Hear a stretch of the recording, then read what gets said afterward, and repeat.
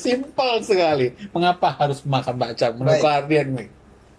Kenapa kita harus makan bacang? Yang pertama adalah kalau menurut saya itu untuk menjaga kelestarian budaya dan tradisi Oke, Tionghoa. setuju. Wajib lah ya, gitu Hah? ya. Bagi yang mau aja gitu. Bukan bagi yang mau, bagi yang tahu. Bagi yang tahu. Kalau bagi yang tahu, mereka akan melakukan karena manfaatnya banyak sebenarnya. Loh, apakah Sobat Waras mau ikutan? Ayo kita.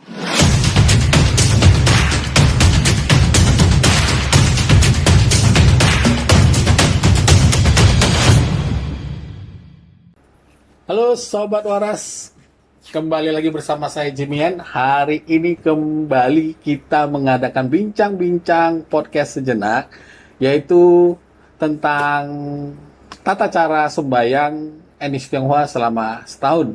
Yang sebelumnya podcast sebelumnya itu kita bahas tentang sembahyang Cengbeng. Karena hari ini sudah mendekati bulan Imlek, tanggal 5 bulan 5 Imlek, yang akan merayakan tentang sembahyang bacang atau festival Pecun atau sembahyang apa nih? Tuan Yang. Oh ya, sembahyang Wanyang. Tuan Yang. Nah, apa saja sih yang menjadi pembahasan kita kali ini? Langsung saja di samping saya seperti biasa narasumber yang luar biasa sekali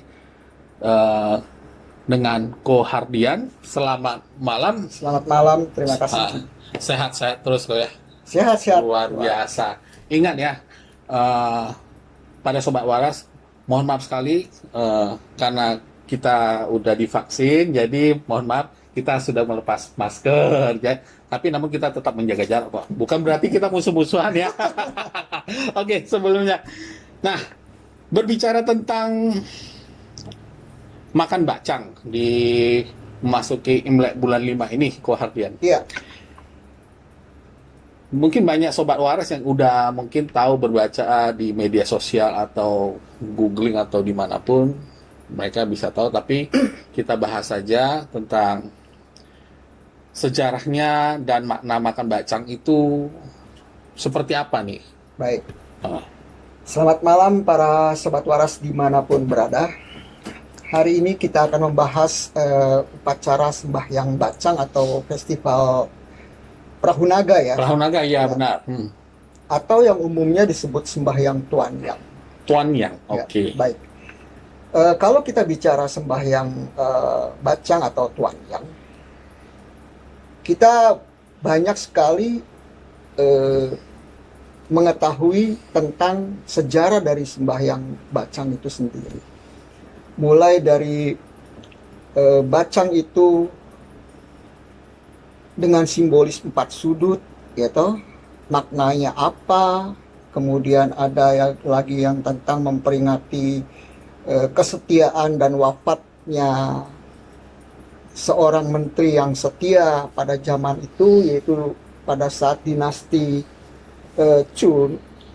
Dinasti Chu itu kira-kira 2300 tahun yang lampau terjadi, atau biasa disebut Kut Guan. Ya, seorang menteri yang setia kepada negaranya, yaitu seorang menteri yang bernama Chu Yuan atau biasa dipanggil Kut Guan. Kut Guan di sini. Oh ya, Sobat Waras, sebelumnya juga mungkin bisa Sobat Waras bisa buka flashback konten-konten sebelumnya. Kita pernah mereview salah satu kelenteng yang tentang kita bahas tentang kelenteng yang dimana kelenteng itu tuan rumahnya adalah Yang Mulia Kut Guan. Ya. Di sana tempatnya di lokasi di daerah Tangerang, pas di tengah-tengah kota Tangerang. Oke, jadi bisa disimak juga di situ. Oke, kita lanjut lagi. Baik, dari peristiwa-peristiwa itu, wafatnya Kut Guan, kemudian timbulnya festival Perahu Naga, kemudian ada lagi orang selalu mengatakan pada saat sembahyang bacang itu juga orang mandi di sungai atau di laut atau di kolam renang atau menyediakan air untuk dipanasi dengan matahari. Kemudian juga ada yang dengan simbol-simbol daun ai di atas pintu segala macam. Nah. Kemudian telur bisa berdiri pada peristiwa hari itu. Tentu itu semua punya makna tersendiri kok. Semua punya makna sendiri. Baik. Saya akan mengulas satu-satu dari semua peristiwa itu.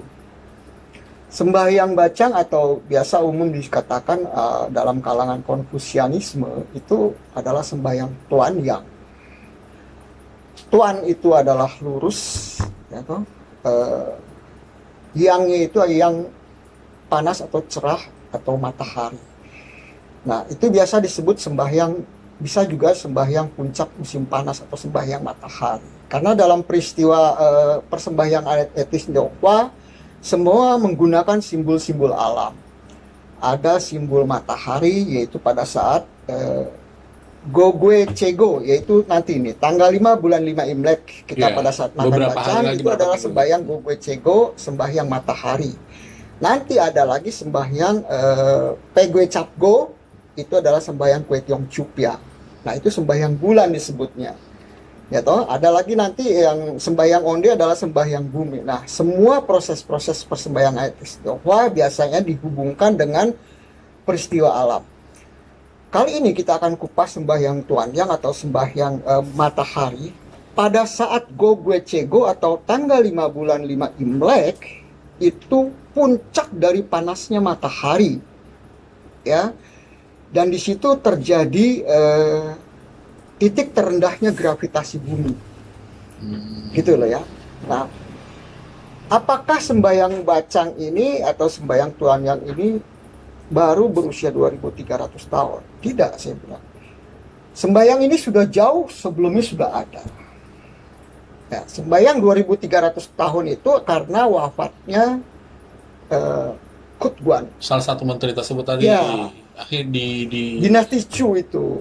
Ya, tahun kira-kira tahun 339 sebelum Masehi sampai dengan 277 sebelum Masehi. Itu masa kehidupan Kutguan. Jadi sembahyang matahari itu sendiri sebagai ucapan syukur kepada Tuhan Yang Maha Esa dan semesta alam, orang-orang Tionghoa, dan mereka percaya pada saat itulah terjadi gravitasi terbesar atau panas yang tertinggi dari matahari dan gravitasi terendah. Konon diceritakan oleh mereka juga sesepuh-sesepuh, orang-orang tua, termasuk ayah saya yang dari Tiongkok, pada hari itu, tanggal itu, jam 11 sampai jam 1 itu titik klimaks tertingginya. Maka pada zaman itulah orang-orang dahulu merendam diri dia di air atau mandi matahari disebutnya, di kolam renang, di sungai, di laut gitu. Bagi yang jauh dari sungai atau laut, mereka menyediakan air untuk dipanasi dengan matahari. Mereka percaya bahwa energi yang tersimpan dari panasnya matahari itu akan memberikan efek positif kepada tubuh kita, sehingga menaikkan tingkat yang tubuh kita bagi mereka yang lemah, posisi tubuhnya atau yin-nya lebih tinggi. Karena di dalam tubuh manusia ada pasti elemen yin yang. Kalau yin-nya rendah, dia akan disuplai dengan yang tinggi, maka akan terjadi keseimbangan yang baik gitu ya. Disitulah orang-orang Tionghoa percaya mereka berendam. Kenapa berendam? Karena air itu adalah salah satu medan atau media yang bisa mengantarkan energi matahari yang terbaik gitu, yang bisa menyatukan ke tubuh manusia sehingga bisa membentuk energi yang positif di dalam tubuh manusia. Demikian juga para sinse-sinse atau pencari daun-daun obat pada saat itu, biasanya dari jam 11 sampai jam 1 itu semua mereka ambil daun-daun obat untuk dipetik dan dijemur menjadi hari yang terbaik. Dan nilai tinggi manfaat dari obat itu sendiri menurut tradisi etnis Tionghoa. Nah, bacang itu sendiri kan bentuknya 4 sudut ya. Kalau 4 sudut, ya. 1, 2, 3, 4, ya toh? Nah, itu melambangkan apa aja? Nah, itu pasti ada maknanya. Pasti ada. Kenapa nggak bacang itu dilipat kayak lontong ya, aja kan bisa ya? Kalau orang sini gitu. Karena kita tahu etnis Tionghoa selalu menggunakan simbol dalam memberikan masukan atau filosofi hidupnya. Yaitu yang pertama adalah disebut Qi Chu, yaitu atau merasa cukup dengan apa yang kita miliki. Kita diharapkan bisa memetik hikmah dari sembahyang bacang itu. Sudut-sudut itu, yang sudut pertama adalah bahwa kita dihimbau, diharapkan merasa cukup dengan apa yang kita miliki. Artinya jangan serakahlah di dalam hidup, ya toh? Itu yang pertama. Kedua, kanen, yaitu Kanen, bersyukur. bersyukur dengan berkah yang kita peroleh, yaitu tidak boleh iri. Ya, Makna keduanya. makna keduanya. Yang ketiga adalah kita harus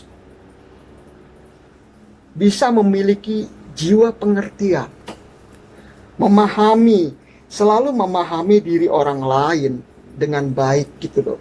Jadi kalau kita tidak memahami diri orang lain, pasti sering timbul masalah. Tapi kalau kita selalu belajar memahami jiwa orang lain, orang di luar kita, maka kita juga akan menghargai diri kita sendiri dan kita akan dihargai oleh orang lain. Dan yang ketiga adalah yang keempat itu pao eng.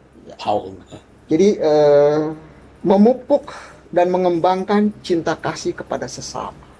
Nah, makanya saya selalu bilang filosofi bacang itu sangat-sangat luar biasa, tinggi dibentuk, bukan asal bentuk saja.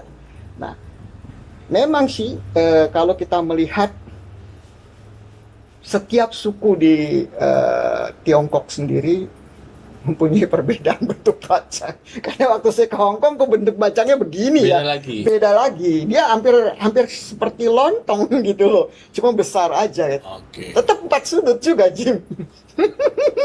Kalau saya belum pernah ke Hong Kong. Jadi saya nggak saya tahu. pas dibuka bacang, kok bacangnya begini? Ya inilah bacang Hong Kong katanya. Nah, Oke. itu. Selanjutnya adalah yang kita akan bahas tentang sembahyang bacang yang berhubungan dengan festival Perahu Naga. atau Pecun yang biasa Yes. disebut. Yang di Tangerang sendiri hampir setiap tahun dirayakan cukup meriah. Yang di Sungai Cisadane. Sungai Cisadane, ya. Karena COVID-19 ini hampir 2 tahun festival itu ditiadakan. Ya. Mudah-mudahan di tahun akan datang akan ada lagi. Nah, kita membahas sejarah dari sembahyang bacang yang berhubungan dengan festival Perahu Naga adalah karena peristiwa itu untuk memperingati dan mengenang seorang menteri yang hidup hampir 2300 tahun yang lampau di negeri Tiongkok, yaitu negeri Chu kala itu. Beliau lahir kira-kira tahun 337 sebelum Masehi sampai dengan 277 tahun sebelum Masehi. Ya, sekitar 2300 tahun yang lampau lah. Beliau bernama Chu Yuan dan biasa terkenal karena dialek Hokkien itu menyebutnya Kut Guan, ya. Yang mungkin Jimmy pernah meliput ya. Betul. Satu kelenteng dengan tuan rumahnya adalah Kut Guan. Betul sekali. Nah, Kut Guan itu sendiri adalah seorang menteri sebenarnya yang senior, yang bijak dan jago berdiplomasi untuk hubungan antar kerajaan. Kala itu di Cina hampir ada 7 kerajaan besar di Cina. Ya, sering sekali terjadi pergolakan, yaitu yang Kut Guan itu sendiri adalah kerajaan atau negeri dinastinya dinasti Chu. Lawan yang terbesarnya adalah dinasti Qing. Nah, pada saat itulah di dalam kerajaan Chu itu sendiri terjadi pergolakan karena Kut Guan itu sendiri banyak yang tidak suka, terutama yang menteri-menteri muda, yang mungkin karena kedekatan Kut Guan dengan raja sebelumnya, kemudian kepiawaian dia berdiplomasi, banyaklah yang iri. Itu biasa saya rasa. Nah, sehingga dibuatlah skenario isu bahwa Kut Guan itu adalah juga seorang koruptor. Raja terprovokasi dengan menteri-menteri mudanya, maka disingkirkanlah Kut Guan dari negeri Chu.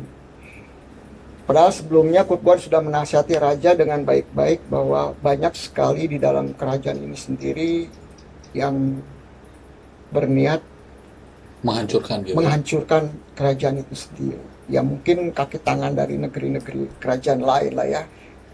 Nah, pada saat Kutguan itu disingkirkan atau diasingkan ke daerah lain, beliau mendengar bahwa kerajaan Chu diserang habis oleh kerajaan Qin. Dan rajanya juga menyesal sebenarnya sih bahwa dia tidak mendengar nasihat Kutguan.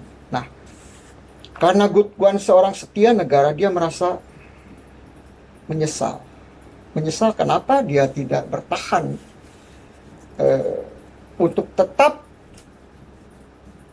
melindungi raja gitu ya.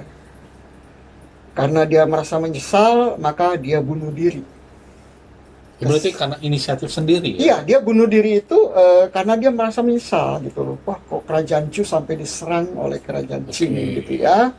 Nah, dia meninggal, dia menceburkan diri ke Sungai Miluo namanya. Miluo? Sungai Miluo. Ya. Miluo.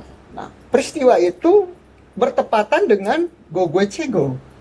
Pas. Pas sembahyang bacang gitu loh. Nah, masyarakat yang tahu tentang Kutguan merasa menyesal dan akhirnya mereka mencoba mencari jasad Kutguan dengan perahu yang banyak, ya mungkin hampir 100 lah ya.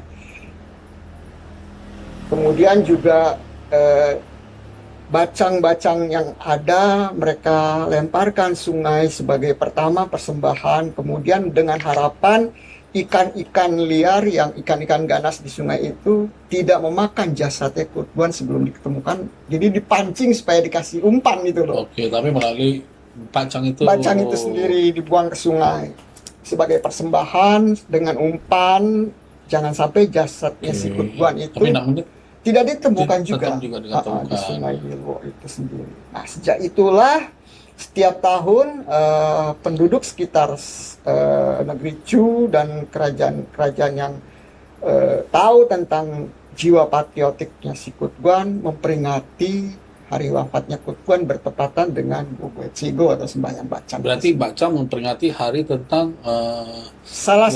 wafatnya salah satu menteri saat itu gitu Kutguan. ya, Kutguan itu. Oke. Gitu. Berarti bukan makan bacang itu memperingati cuma makan bacang daging babi begitu aja. Bukan, gitu. bukan. Karena bacang itu sendiri kan ada beberapa versi, ada yang daging isinya daging, ada yang juga hanya sayur-sayuran, yang vegetarian, ada juga yang tanpa isi, kue cang itu loh, yang kita makan pakai gula.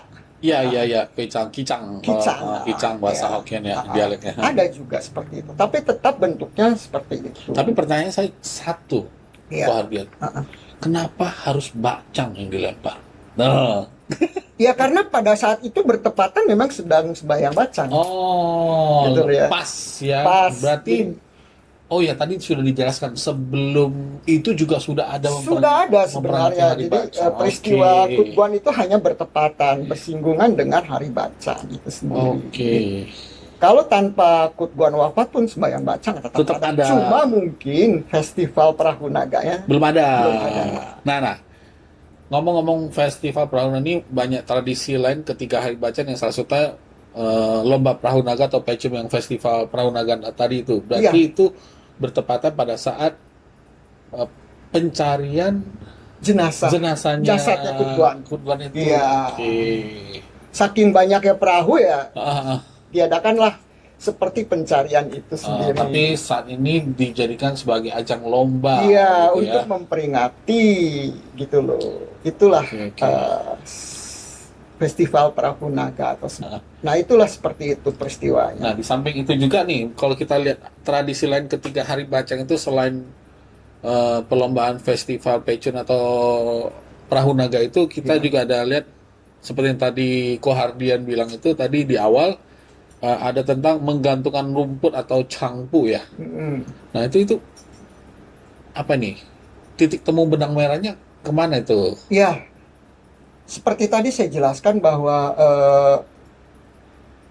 Masyarakat Tiongkok pada saat itu percaya bahwa pada saat Gogwe Cego itu adalah puncak panasnya matahari yang tertinggi dan gravitasi bumi yang terendah.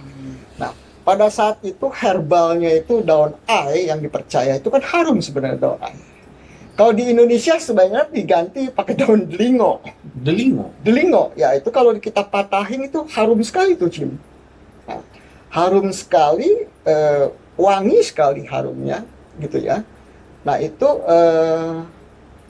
punya, kalau di Tiongkok itu daun ai. Daun ai itu juga biasa dibuat dupanya akupuntur kayak lisong, kayak cerutu. Itu kalau dibakar buat moksibasi namanya. Itu dari daun ai. Itu wanginya harum sekali, bagus kok. Nah, mereka percaya bahwa daun ai atau daun delingo kalau di Indonesia itu mempunyai sama nilai energinya adalah energi yang. Energi yang itu adalah untuk menolak energi yin. Gitu. Dan intinya kayak kalau yin itu mungkin kayak menolak penyakit gitu ya? Iya, menolak penyakit-penyakit dari rumah itu sendiri gitu loh. Oke. Nah itulah filosofi maksud yang terkandung di balik penggantungan daun ai atau daun delingo kalau di Indonesia. Oke. Sebelum kita lanjut, kita biasa seruput dulu. Oke. Tos. Yuk kamera boy. Daripada kita ngobrol, start. Belum ada ini sponsor. Oh iya, bagi yang mau sponsor, mau taruh di ini buat ya cemilan kita atau apa ini, ibaratnya buat promosi minuman juga boleh ya. Ya, untuk itu bisa kita bicarakan lah. Oke. Oke, lanjut kita yang kedua tadi. Yang pertama apa, lomba perahu naga yang terkait dengan tradisi ketika makan bacang itu adalah perahu naga, pecun. Terus yang tadi kita bahas yang kedua itu menggantungkan rumput atau cangpu. Nah, ini juga yang ketiga ini mandi tengah hari. Nah, kalau mandi tengah hari ini kayak seperti apa nih filosofinya, Kak?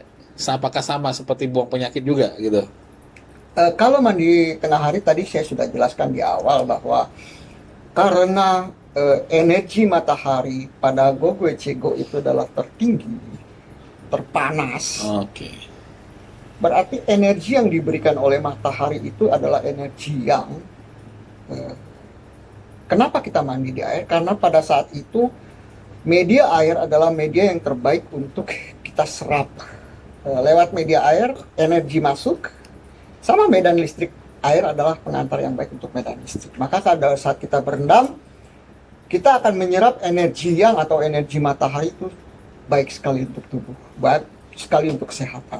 Terutama bagi mereka yang energi yangnya rendah. Karena di dalam dunia akupuntur biasa kita bagi dua dalam energi tubuh manusia, yin dan yang. Kalau yinnya tinggi, nah sering-seringlah setiap tahun mandi matahari pada saat sembahyang bacang. Itu bisa sungai, bisa di laut juga gitu? Bisa sungai, bisa laut, bisa di kolam berenang, atau kalau kita tidak ada itu, taruh media air di ember, dijemur, kemudian kita pakai mandi gitu. Simpelnya seperti itu. Simpelnya seperti itu, dan itu akan memperbaiki energi. Tapi berarti secara dunia akupuntur itu masih sinkron gitu ya? Sinkron, ya memang betul.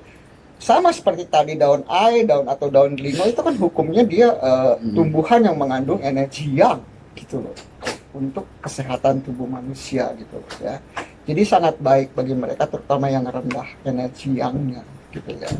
Tapi kalau misalnya kita lihat di beberapa, mungkin tidak seluruh Indonesia, hanya beberapa kota kayak pedalaman seperti kayak Tanjung Balai itu baru ya ada. Ya, karena gini, pengetahuan tentang energi yang pada saat Gogwe Cego ini sendiri masih minim diketahui dan tidak disampaikan dengan baik oleh para orang tua gitu ya. Saya sudah bertahun-tahun, rekan-rekan kita yang lain itu sering sekali dulu gitu, kalau kita berkumpul, sering sekali kita berendam di kolam renang kok, bersama-sama. Jam 11 sampai jam 1 siang. Puncak energi yang itu sendiri pada jam itu yang terbaik. Gitu loh. Karena saya juga tahunya karena kebetulan ayah saya adalah dari Tiongkok, negeri asli di sana, dan dia selalu mengingatkan kita kalau sembahyang bacang, mungkin karena kita dulu tinggal di Jakarta jauh dari kolam berenang, mamah disuruh Menyiapkan ember saja. Nyiapkan ember, isi air penuh, jemur, pakai anak-anak yang mandi. Gitu loh. Dulu kita kecil belum mengerti apa-apa, tapi setelah saya mengerti, wah ternyata baik benar gitu loh ya. Berarti tapi ini nggak wajib lah ya, gitu. Hah? Bagi yang mau aja gitu. Bukan bagi yang mau, bagi yang tahu. Bagi yang tahu. Kalau bagi yang tahu, mereka akan melakukan karena manfaatnya banyak sebenarnya. Loh, apakah Sobat Waras mau ikutan? Ayo kita Ya karena kan mandi seperti mandi mandi bulan. Nah, Ya. banyak juga yang Betul. tidak tahu. Mandi bulan saya yang terakhir di Lombok kan. Jadi saya ajak keponakan saya semua, cici-cici saya, pas kita di pantai Lombok, udah kita bermandikan bulan gitu. Nah, Oke. Tuan Yang ini kemungkinan karena COVID-19 ya kita tidak bisa berendam di kolam bersama-sama. Harusnya kemarin Jimmy ke Jumprit mesti siang berendam ke Jim. Gitu ya. Iya. Tapi yang terbaik adalah medannya harus terbuka, Terbuka, luas, kena matahari langsung. Itu yang terbaik. Oke. Gitu aja. Di Ya. samping itu tadi yang ketiga tentang mandi tengah hari, nah, paling ini yang biasa dilakukan dari orang tua sampai ke anak-anak, ini yang paling unik nih, Iya. yaitu mendirikan telur. Ah, Ini unik, jujur aja, saya pernah sekali, nah, itu pun 1 butir.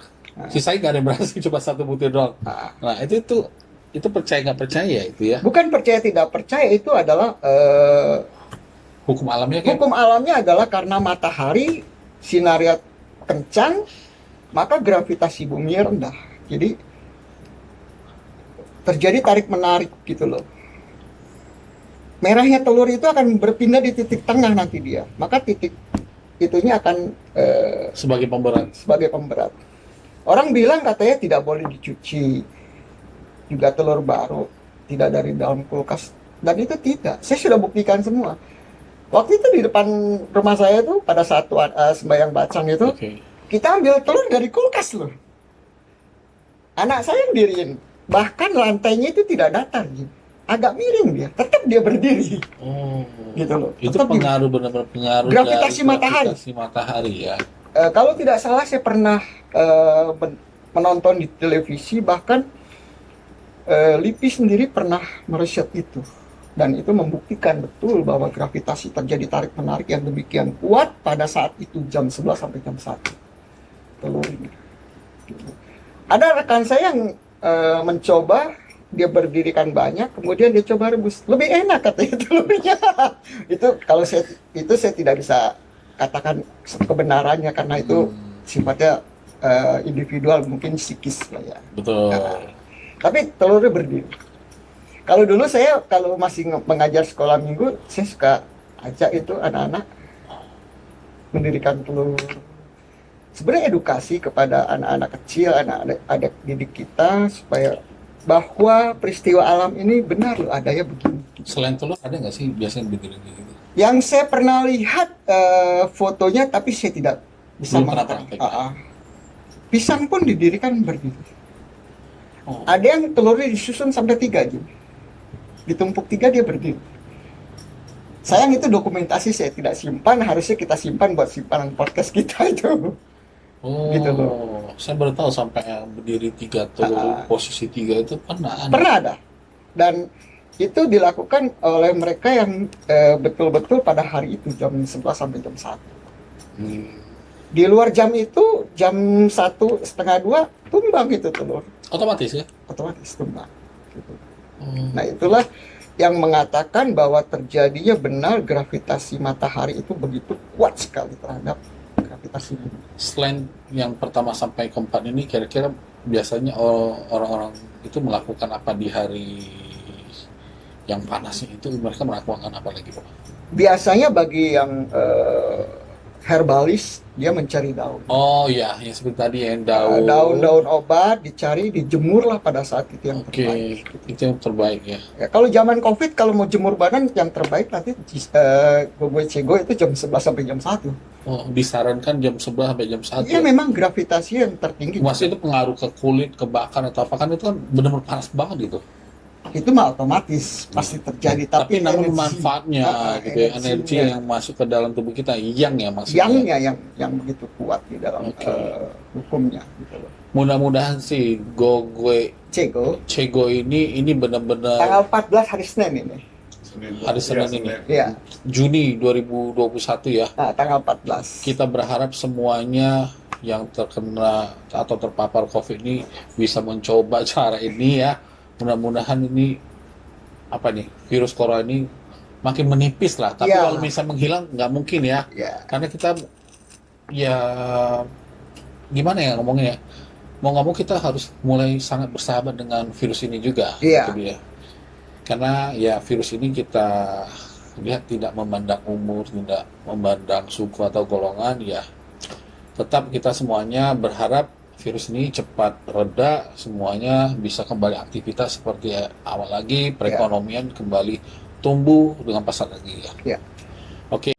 Nah, dan terakhir seperti biasa saya punya pertanyaan pamungkas. Tapi sebelum masuk ke pertanyaan pamungkas, saya akan selalu mengajak nih. Kamera gue, ada yang mau ditanyakan nggak? Cuma hanya bisa geleng-geleng kepala ya. Udah cukup lengkap tadi ya dijelasin sama Ko Hardian. Jelas. Sangat jelas ya. Jadi mau nanya apa, udah nggak ada kayaknya. Berarti mudah-mudahan penjelasan dari Ko Hardian ini semuanya bisa memberikan informasi dan mengedukasi kepada Sobat Waras semua. Iya, betul. Atau ada saran dari kamera gue lagi? Masukan? Cukup? Oke, berarti masuk ke pertanyaan pamungkas dong. Ya. Nah, ini yang pengen saya tanya. Mengapa harus makan bakcang ya? Itu dia yang terakhir. Simpel sekali. Mengapa harus makan bakcang? Menurut Baik. Ardian nih. Kenapa kita harus makan bacang? Yang pertama adalah kalau menurut saya itu untuk menjaga kelestarian budaya dan tradisi. Oke, Tionghoa. setuju. Ya, Oke. kita harus jaga terus sebuah Tradisi, kekayaan tradisi apapun dia etnisnya, bentuknya. Kalau itu positif, kita harus jaga, kita sampaikan kepada generasi muda selanjutnya agar generasi itu tidak punah. Tradisi itu tidak punah lah ya. Nah, kenapa kita harus makan bacang juga supaya kita bisa mengenal tentang sejarah-sejarah seperti tadi sejarah Kutguan gitu ya, sejarah terjadinya festival perahu naga, kemudian kenapa sampai telur berdiri. Nah, kalau sembahyang bacang atau makan bacang itu lama-lama pudar dan generasi muda sudah tidak memandang dengan baik peristiwa itu, maka ya lama-lama akan pudar gitu loh. Sejarah itu akan hilang dengan sendirinya seperti kalau kita tidak memperhatikan hal-hal seperti itu. Nah, kalau anak kita cuma makan bacang, ya seharusnya kita perlahan-lahan ceritakan ini cerita sejarahnya bacang itu apa, filosofi bacang 4 sudut itu apa gitu loh ya. Kenapa ini ditaruhkan daun ai atau daun lingo gitu. Nah, ini pelan-pelan harus disampaikan. Edukasi itu secara langsung antara orang tua dan anak biasa yang baik gitu loh. Juga kepada sahabat-sahabat yang lain gitu loh. Jadi tidak mungkinlah kalau sebuah tradisi leluhur kita itu membuat kalau tanpa maksud yang baik. Saya rasa Pasti, itu. tentunya. Jadi saya berharap generasi muda selanjutnya selalulah kita jaga tradisi-tradisi kita yang baik agar generasi muda selalu di bawahnya mengerti. Tetapi bukan cuma sekedar makan bacang. Di balik itu ada filosofi apa, di balik itu ada sejarah apa, itu yang harus digali terus gitu loh.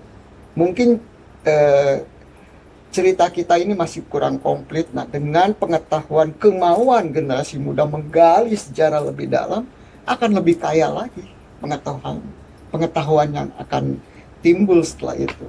Kita berharap semua seperti itu. Jadi, manfaat podcast kita itu punya nilai lebih nanti jadinya. Yes, tentunya merupakan salah satu tujuan kita juga bikin podcast ya, walaupun kita cukup sederhana, kita ala kadarnya Mike Gavel semua gitu ya.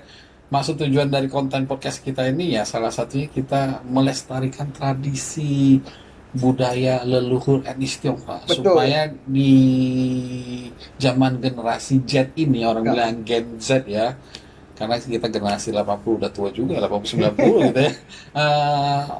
Di generasi yang Gen Z ini ibaratnya sekarang kan lebih ke media sosial, Iya. gadget yang sangat mempengaruhi Iya, apa sih etika, iya, semuanya gitu.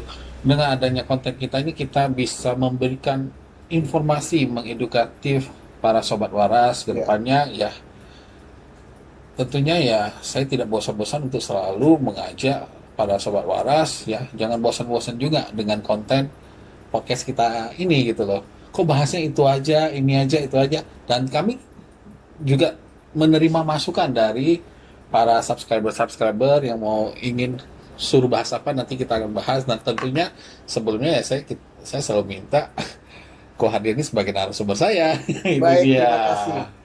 Seperti yang saya sampaikan terdahulu bahwa kita akan konsisten dengan podcast-podcast kita, Siap. menggali dan melestarikan semua budaya-budaya etnis Tionghoa, tentu dengan bantuan para sobat waras dimanapun berada, menambah masukan-masukan kita. Kita selalu terbuka untuk menerima masukan-masukan apa saja, karena kita manusia semua serba terbatas lah ya. Luar biasa sekali. Bagaimana Ko Hardian? Apalagi yang akan kita mau sampaikan atau ada penutup yang sangat super sendiri dari Ko Hardian untuk para sobat waras? Ya, saya rasa selalu yang saya ingin harapkan adalah dengan kita memperingati sebuah persembahyangan, baik itu tradisi dari etnis Tionghoa apapun bentuknya, selalu kita gali pengetahuan dari balik itu dengan logika intelektual yang kita miliki, supaya kita akan menjadi generasi-generasi yang lebih baik dan bertanggung jawab, tentu memelihara dan melestarikan sejarah dari sebuah tradisi itu sendiri. Itu sih harapan saya yang terbesar. Luar biasa sobat waras. Poin benang merahnya dapat semua. Ya, saya juga berharap seperti itu. Oke, terima kasih sekali atas penjelasan Sama-sama, terima kasih. semuanya dan sebagai tidak bosan-bosan sebagai narasumber kita yang sangat luar biasa.